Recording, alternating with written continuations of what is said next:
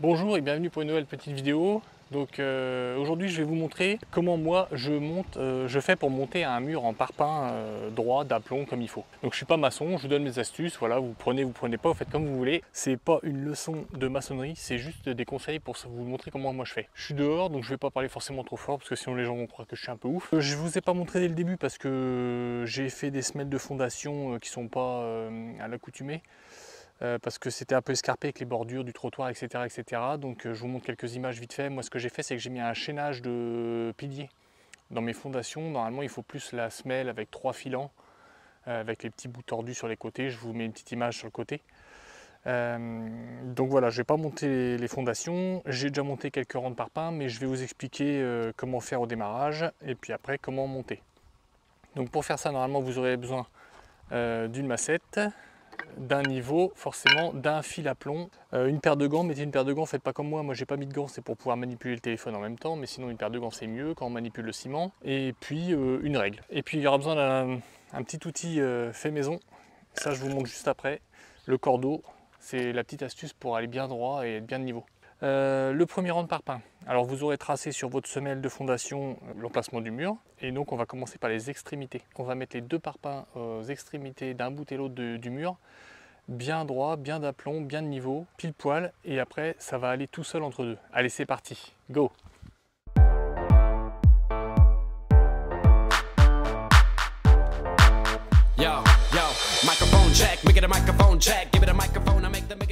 Alors pour le mortier, si vous n'avez pas beaucoup, si c'est un petit mur de clôture ou quoi, vous n'avez pas énormément de maçonnerie à faire, je vous invite à prendre des sacs de mélange tout fait de mortier. Ça coûte un petit peu plus cher, mais franchement au moins le mélange est bien fait, il est bien homogène et vous n'avez pas de soucis pour les dosages.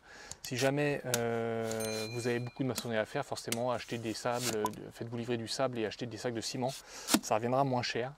Et pour les recettes de mélange, il y en a des millions, je pense, sur internet, vous trouverez ça sans problème. La consistance, alors la consistance, il faut que votre mortier soit assez souple, c'est un peu entre deux. Vous voyez un petit peu moi comment il est assez souple. Alors sachant que plus il va être liquide, plus vous allez consommer de mortier parce qu'il va s'écraser sous le poids du parpaing et pour régler le niveau ça va être un peu délicat. Et en plus vous allez en consommer un peu plus parce que tout va s'écraser, ça va couler sur les côtés, ça va remonter à l'intérieur du parpaing, vous allez en consommer un peu plus. Plus il est liquide, plus vous allez en consommer. Mais s'il est trop sec, ça va être... déjà il faut qu'il accroche quand même, donc il ne faut pas qu'il soit trop sec. Et s'il est vraiment trop sec, ça va être difficile à régler le parpaing. Vous allez avoir du mal à le mettre de niveau quand vous allez taper dessus à la masse. Donc moi je fais une espèce de crème un peu là, vous voyez, voilà. Voilà un petit peu la consistance que je fais. Il est peut-être même un peu liquide là, mais en même temps comme il y a beaucoup de soleil, donc ça aussi c'est à prendre en compte, comme il y a beaucoup de soleil, il va tirer plus vite, donc il va être un peu liquide pour les premiers parpaings et il va être un peu sec pour les derniers, parce que moi, encore une fois, je suis pas maçon, je vais pas très vite. Donc voilà. Alors le premier parpaing, admettons qu'on soit sur la semelle de fondation. Je vais vous mettre ici, je vais vous montrer. Donc on aura besoin aussi d'une petite taloche un peu comme ça avec une poignée, c'est bien pratique. Donc si on est sur la semelle de fondation, on va mettre du mortier pour l'emplacement du premier parpaing, sans se préoccuper, on en met assez, on va en mettre assez pour pas être embêté à régler le niveau. Alors moi ce que j'aime bien faire, moi c'est humidifier un petit peu, surtout quand c'est sec comme ça. J'aime bien humidifier un petit peu le support, histoire que ça accroche bien et que le mortier ne tire pas trop vite, que j'ai le temps de le manipuler. Alors c'est pas évident à filmer, je suis sur la rue, je vais passer un peu d'un côté et de l'autre. Donc je prends du mortier. Donc là si on est sur la semelle de fondation, on pose le mortier bêtement. Si on est sur un futur rang de parpaing, l'astuce c'est de mettre la taloche comme ça. On vient et on en met une grosse couche sur le bord. On vient écraser un peu sur le bord, qu'il y a un gros boudin sur le bord là. Il y a un gros boudin sur le bord de l'autre côté. Là je vais en remettre. Vous voyez, au milieu on s'en fiche un peu. On peut en laisser un petit peu mais c'est moins grave parce que c'est surtout les bords du parpaing qui vont reposer. Et quand on va tasser de toute façon ça va s'écraser. Et le milieu du parpaing va venir reposer quand même sur le mortier qui est au milieu. Vous voyez, je dispose le mortier, donc si jamais vous êtes au premier rang, vous l'écrasez un peu comme ça pour faire un peu ce schéma-là, mais sans la truelle. Voilà, donc là vous voyez qu'il est vachement épais. Là j'en ai un peu trop au milieu, donc je le tire et je l'amène sur le côté. Hop. Voilà, et je vais en mettre ici pour la démonstration. Donc là toujours pareil, si c'est le premier parpaing, on le met à sa place. On le repère par rapport à je sais pas quoi, le bord de la maison, la limite de propriété, bref. Vous faites tous vos repères pour bien le positionner. Et là, on va le mettre à peu près de niveau. La massette, le niveau.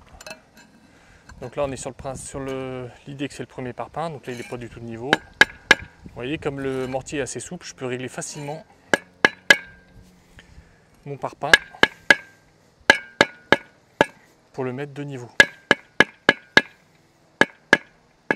Je le mets bien de niveau comme ça. Et quand c'est le premier parpaing, on le met bien de niveau comme ça aussi. Il faut bien régler le niveau sur les deux axes. Vous n'aurez pas d'aplomb à faire puisque c'est le premier parpaing. Donc il n'y a pas d'aplomb par rapport au reste du mur.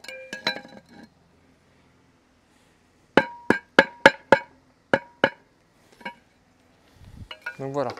Si jamais c'est comme moi pour les futurs rangs, vous grattez le mortier comme ça. Vous grattez le mortier de l'autre côté. Hop. Vous voyez le petit coup que j'ai fait. Je me mets comme ça. Je gratte le mortier qui dépasse. Donc pour le premier rang de parpaing en bas, il y aura juste à faire ça. Régler ce niveau-là, bien positionner le parpaing à sa place, une extrémité, et on fait l'autre juste après. Là, moi, c'est mon 1, 2, 3, 4, 5, 7e rang. Donc, c'est la même chose, sauf qu'en plus, il va falloir que je l'aligne sur les parpaings du dessous. Donc, pour l'aligner, moi, c'est tout bête. Je prends ma truelle, et là, alors, je vais vous approcher. Voilà. Je prends la truelle, et là, tu vois, il y a un petit jour. Est-ce qu'on le voit? Il y a un petit jour ici. Je ne sais pas si on le voit bien. Donc, je sais que mon parpaing dépasse par rapport à celui du dessous. Si je me mets ici, c'est l'inverse. Il est trop de l'autre côté. Donc là, en gros, ça veut dire que le parpaing, il est tourné comme ça. Il est tourné comme ça. Donc je vais le taper pour bien le repositionner. Donc là, je vais bien le positionner comme il faut. Alors sachez que le parpaing, il tourne. C'est-à-dire que quand je tape ici, il y a de fortes chances qu'il soit rentré là-bas parce qu'il va pivoter comme ça. Donc là, il manque encore un peu ici. Voilà, j'en vérifie ici. Je vérifie plusieurs fois. Il ne faut pas être radin de vérifier parce que c'est très important. Il faut surtout bien mettre les deux extrémités pile poil et après les autres ça va tout seul. Donc là quand il reste que quelques miettes, on le gratte comme ça, ce qui permet d'avoir un joint assez propre. Il n'est pas lisse mais il est propre. Alors ça vous fait un petit peu de miettes par terre, c'est pas dramatique, c'est une petite perte, mais franchement à la fin si vous faites un mur complet vous aurez un saut de miettes. Bon bah voilà, c'est un petit peu de perte mais c'est pas dramatique. Donc là moi mon parpaing, donc si c'est encore une fois c'est le premier parpaing. Lui, de niveau comme ça, c'est bon, c'est fini. Vous enlevez bien le surplus qu'il y a sur le côté pour pas qu'il sèche. Et là, moi, comme c'est mon 7e parpaing, donc j'ai bien aligné sur le parpaing du dessous. Il est bien de niveau, comme ça et comme ça. Voilà. Donc là, il va être bien. Allez, j'en vérifie encore une fois parce que c'est très important le premier parpaing. Voilà. Hop. Voilà comment moi je fais. Donc vous voyez, je suis un peu long à poser un parpaing. Le maçon il te fait ça en 2-3 mouvements, mais moi je prends mon temps. Donc là, j'enlève le surplus parce que le temps que je revienne dessus, il aura pris un petit peu. Je le remets dans la brouette. Hop, j'enlève bien les petites arêtes, que ça ne sèche pas des petites arêtes. Alors j'aurais dû faire la vidéo un peu plus tôt. Vous auriez mieux vu par rapport à l'angle, mais c'était un peu la course. Donc premier parpaing fait. Bien évidemment, je vais combler le trou ici pour que le parpaing colle au pilier. Donc je remplis ce trou-là, je pose le deuxième parpaing à l'autre bout et après je vous montre comment je fais. Bon, normalement, si vous faites comme ça, votre mur va monter droit. Ceci dit, moi ce que j'aime toujours bien faire, c'est vérifier avec le fil à plomb. Donc fil à plomb, tout bête. Qu'est-ce que je fais? Je viens le poser sur mon parpaing ici. Je le laisse aller jusqu'en bas du mur. Et là, je regarde que mon aplomb soit correct. Mais voilà, là, il est pile poil, donc vous ne voyez pas, mais faites-moi confiance. Hop. Et là, ici, il est bon aussi. Voilà, impeccable. Donc le fil à plomb, tout bête. Comment ça marche un fil à plomb? En gros, quand vous le prenez comme ça, ce bord-là, il est aligné à celui-là. Et avec le poids, forcément, c'est de niveau. Donc vous posez la référence sur votre parpaing, ça doit être à fleur du mur en bas et ça veut dire que c'est d'aplomb.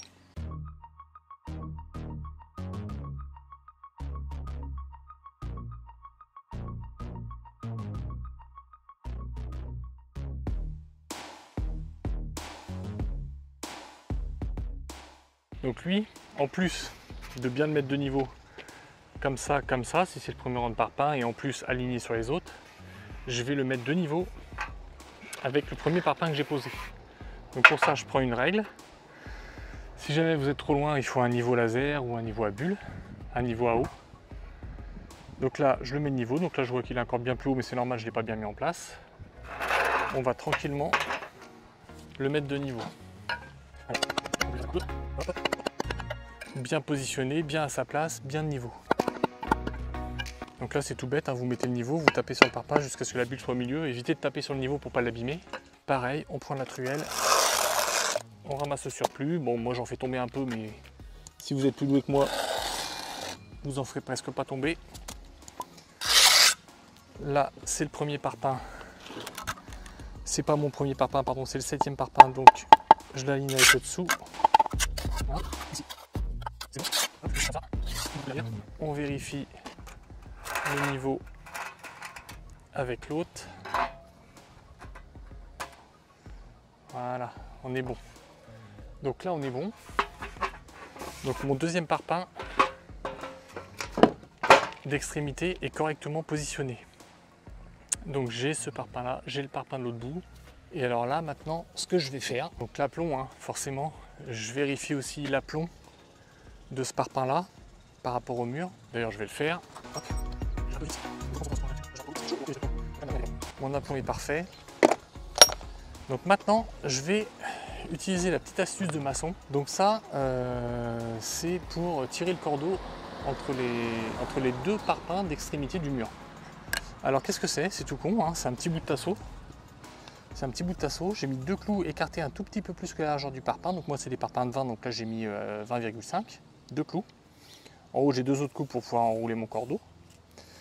Et je vais venir positionner ça sur le parpaing. Ça va venir se serrer comme ça va se bloquer. Et je vais faire pareil de l'autre côté. J'essaye de te montrer ça. Alors, tu vois, je passe la corde comme ça pour qu'elle soit là. En gros, pour qu'elle soit là. Je vais venir le mettre ici. Tu vois, il est comme ça. Quand je tourne, clac, ça le bloque. Et là, du coup, je peux tirer sur le cordeau. Et lui, il est sur le clou là-bas. Est-ce que tu vois? Est-ce que tu vois? Il va venir comme ça. Il va juste laisser l'épaisseur du clou, ce qui évite qu'il frotte sur le parpaing. Et il va venir comme ça. Je vais le mettre de l'autre côté là-bas. Je vais faire la même chose de l'autre côté là-bas. Et comme ça, mon cordeau va être bien droit. Allez, je te montre. Hop. Est-ce que tu me vois si je vais mettre là-bas? Je crois que tu me vois à peu près, mais le principe, de toute façon, tu as compris. Je tire ça. Hop. Voilà. Je le passe ici. Je laisse juste l'épaisseur du clou. Voilà. J'espère qu'on verra bien. Et là, donc le plus au bout possible, je tire. Et là, mon cordeau, il est pile poil. Mon cordeau, il est pile poil. Il est bien à la hauteur du parpaing ici, à la hauteur du parpaing là. Donc là, tu vois qu'il dépasse un petit peu. Alors pourquoi? Parce que ce parpaing là, j'ai pas réussi à le mettre parfaitement de niveau. Il plonge un tout petit peu ici. Et c'est pas dramatique, c'est 2 mm. Hein. Il faut savoir qu'après, avec les joints, tu le verras plus déjà d'une. Esthétiquement, ça se verra plus. Et en plus, la majeure partie des cas, ton parpaing, il va être enduit après. Donc c'est pas dramatique. Mais c'est aussi pour ça qu'il faut se prendre le plus possible au bord du parpaing, comme ça, sur la longueur, tu alignes tout. Et donc maintenant, la seule chose que je vais avoir, ça va être poser les parpaings, bien les aligner au bord ici, que le bas corresponde. Le haut, je l'aligne par-dessus au cordeau, et du coup, tous les autres parpaings vont être automatiquement d'aplomb et alignés, ce qui fait que tu as un mur bien droit. La petite chose que je t'ai pas dit, c'est quand c'est ton premier rang, c'est quand c'est tes premiers parpaings sur ta semelle de fondation, il faut vérifier qu'ils ne soient pas comme ça, qu'ils soient bien alignés. Donc soit tu as tracé un coup de cordeau sur ta semelle de fondation, soit tu viens vérifier avec une grande règle qui prend le parpaing, bon celle-ci est un peu courte, pour vérifier l'alignement des deux parpaings. Ça c'est important, sinon tu risques d'avoir des coins un peu tordus. Donc voilà, donc là je vais faire pareil, je vais humidifier, je vais mettre du mortier, je vais poser mes parpaings et toute la rangée va être parfaitement alignée, bien droite. Alors ça c'est valable, il faut faire attention à la longueur du mur, hein. C'est-à-dire que ça va bien marcher sur 2, 3, 4 mètres. Au-delà de 4 mètres, même en tendant bien le cordeau, il y a un risque qu'il plonge. Alors il faut bien le tendre bien fort, vous pouvez y aller avec ce système-là, ça tient. Il faut bien le tendre bien fort, mais si vous avez des longueurs, moi je sais que quand j'ai fait mes semelles de fondation, enfin mon vide sanitaire sur ma maison, j'avais des longueurs d'une vingtaine de mètres. Là, tu es obligé de mettre des parpaings intermédiaires avec un petit support pour le cordeau. Donc tu es obligé de régler 3 ou 4 parpaings au niveau laser ou au niveau à eau. Et mettre des parpaings intermédiaires avec un petit support pour le cordeau pour pas qu'il plonge, parce que sinon il va avoir tendance à plonger. Donc sur 3-4 mètres ça va, tu peux le tendre assez fort. Au-delà 4-5 mètres, il faut penser à mettre des parpaings intermédiaires. Allez, je fais ça, je fais un peu de trucs, je te montre un petit peu vite fait, mais le plus dur est fait. On remplit bien les trous qu'on n'a pas remplis.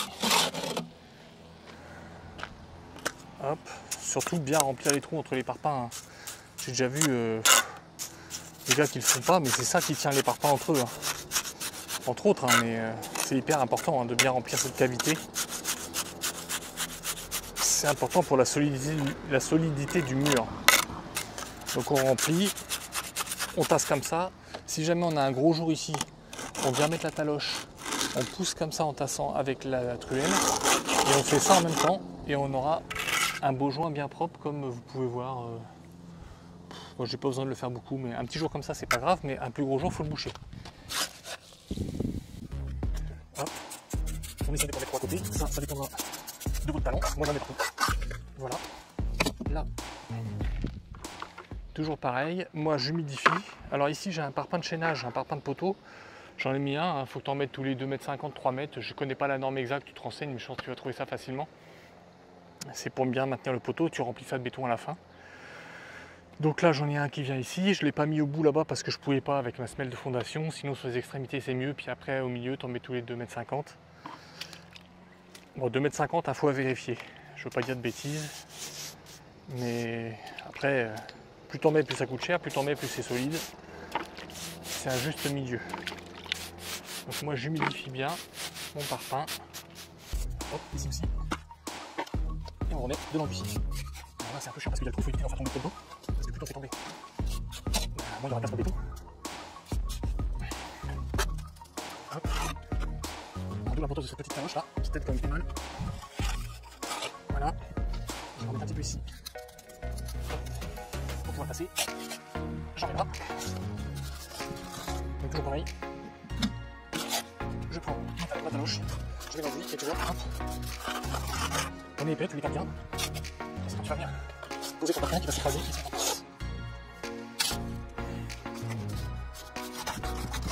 Voilà, je vais me chercher un petit peu d'angle. Alors moi j'appelle ça un parpaing d'angle, je sais pas si c'est le terme, un parpaing poteau quoi. Alors là il faut venir le lever, c'est ça, voilà. Et là on vient de positionner, alors on fait attention de ne pas arracher le cordeau, on l'aligne à la louche. J'aligne le bord ici, donc moi je travaille à l'extérieur, j'aligne le bord à l'extérieur. Et après je vais venir l'enfoncer jusqu'à ce qu'il soit au niveau du cordeau. Donc je fais la même manip que tout à l'heure. Je commence avec un peu haut. Je viens regarder ici, on va dans cette taille là. Donc je suis vachement à l'intérieur. J'aligne ça avec ma télé. Je vais à peu près aligner, je ne vais pas le faire pour l'instant, là je vais descendre. Voilà. Je vérifie mon alignement extérieur, il faut que ça vienne par là. Le bas du parpaing, je l'aligne bien avec le haut de celui du dessous.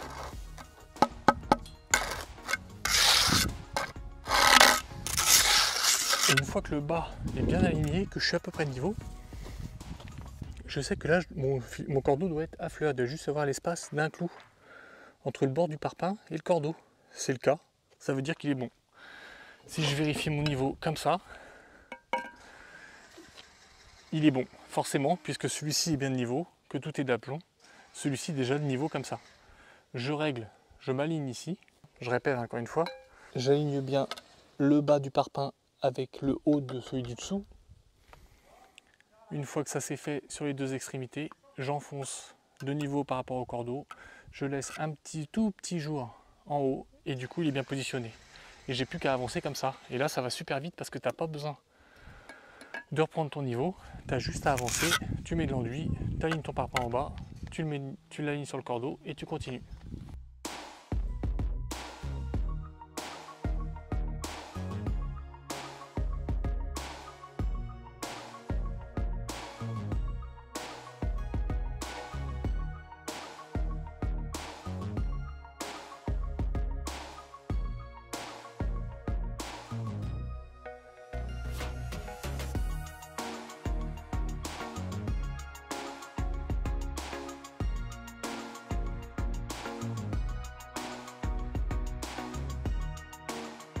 Bon voilà, enfin je vais arrêter là.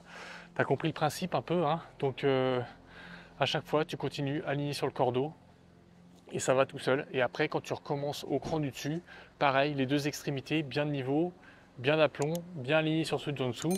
Et après tu mets ton cordeau et ça va tout seul. Donc plus tu vas monter haut, plus il faut faire attention parce que forcément l'aplomb il faut qu'il reste bon tout le temps. Si tu montes que 4-5 parpaings, ça va être simple parce qu'avec une règle et un niveau, tu vas pouvoir facilement contrôler ton aplomb. Et puis bah voilà, ça roule, hein. Franchement, c'est accessible à tout le monde. Alors moi, je suis pas maçon professionnel, mais j'ai quand même fait tout mon vide sanitaire, la maison à tient. J'ai fait ça. Là, je fais mon portail avec les pilastres, tu vois, de clôture. Donc ça y va tout seul, hein, avec un fil à plomb. Faut prendre son temps, faut pas s'affoler, faut pas essayer d'aller vite, parce que c'est quand tu vas vite que tu fais de la merde. Et puis voilà, donc bah écoutez, j'espère que ça servira à quelqu'un. C'est des petites astuces que moi j'utilise et franchement ça marche. En tout cas, passez un bon moment, bricolez bien et à bientôt. Allez, bouilloute!